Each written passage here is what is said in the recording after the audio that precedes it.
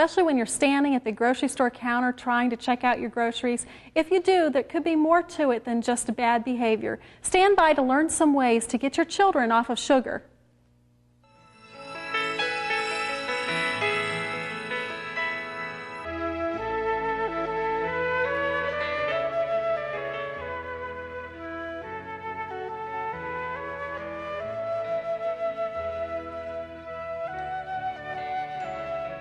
Hi, and welcome to Food for Thought. My name is Barbara Kerr, and I'm glad you've joined me today.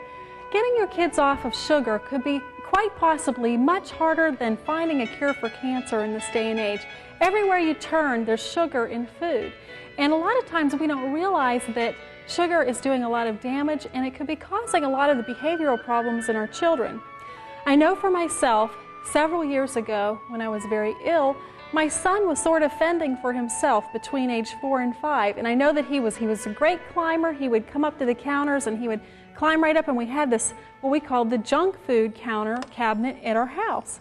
He'd open that up and he would help himself to pretzels, all kinds of crackers. If we had graham crackers or candy left over from, some holiday that was sitting in there, he would be sitting and eating that. And later when you'd be cleaning the house and you'd go along and you'd be vacuuming and you could find like little cut-off wrappers stuffed under the edge of the couch, and I was quite sure that he was eating more than what I really wanted him to eat. And when I decided that we really needed a diet change at our house, I had a very difficult time trying to figure out how do you change a child and yourself and your husband that's used to eating a diet that's really high in refined foods to one that has whole grains in it, that has a lot of fresh fruits and vegetables, one that doesn't have sugar in it. And I found that sugar was the hardest thing to replace in our family, especially when you have a 5-year-old that's used to getting anything that he wants to eat. One thing that I found in my battle against trying to change my son's taste buds was that I wasn't reading my labels at the grocery store. And for instance, I would be making peanut butter and jelly sandwiches each day, and I'd pick up the peanut butter, and I had never read the label before. And when I looked at it and realized that peanuts were the first ingredient, but sugar was the second ingredient, I was very amazed. And so that made me start to read ingredients and different things that we were doing. Today, I would like to share with you some of the things that I have found that have made it easier to make the change in my son's diet and ours at home. And I hope that I'll be able to show you some things that you can incorporate. I think a lot of times when we have kids that are difficult to control or they have a behavioral problem of some kind, we think that they're just being bad kids, when in fact it could be what we're putting into their mouth. And it doesn't mean that we're being bad as parents. It's just sometimes we give them things out of ignorance, or we just don't know what the alternatives are. So I just wanted to share with you some things that I've done today and some things that I've found that I think are really good. Now that my son is 7 and he's in school, I have to pack lunch for him every day, which is always a challenge to come up with something a little bit better. But I found that in the grocery stores, they're starting to become just a little bit more competitive with the health food stores. At least now I can go and on the shelf next to the rest of the fruit cups, there's this one called Fruit Naturals Cup, and if you read down at the bottom, it says, in fruit juices from concentrates. You want something that says no sugar added, but you want to make sure that it's not a NutraSweet product, because NutraSweet is also something now that is very questionable, and a lot of health professionals are coming out and saying that it causes a lot of problems. So I would really, myself, I don't feed my family any NutraSweet or eat it myself.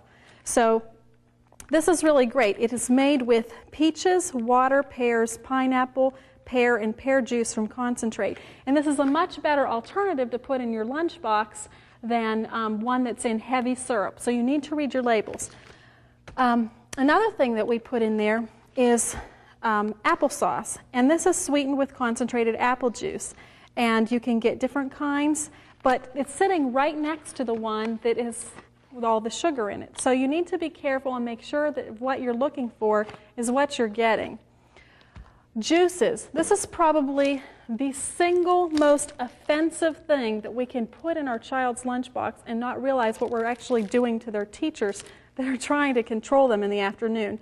Look for a juice that is 100% juice. This is one that's cherry flavored. It's by Minute Maid, and it's a blend of pear, grape, apple, and cherry juices from a concentrate. And I have seen these little juice bottles out there that are, they're like clear bottles, and they're red and green and blue and purple and like every color in the rainbow. And you pick it up, and it is sugar, water, and then there's a bunch of preservatives. It's food coloring, and these things really have effect on our children. When I would let my child eat chocolate, he would literally, for hours afterwards, after one bite of chocolate, be bouncing off the wall, a behavior that was totally unbearable for me as a parent. And you find that you're disciplining them more, you're yelling at them more, they're getting in trouble, and it's not because they're bad kids, it's because of the chemical that's in some of the food that we give them. Chocolate, for instance, has theobromine in it, which is a stimulant that's much like caffeine. And it's really something that we shouldn't be putting in our children's mouths.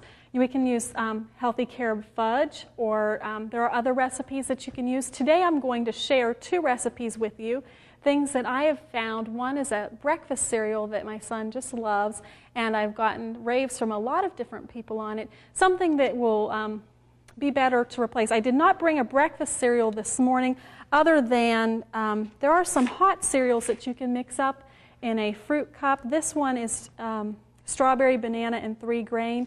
Some of them taste better than others. You need to experiment. They have some boxed cereals that are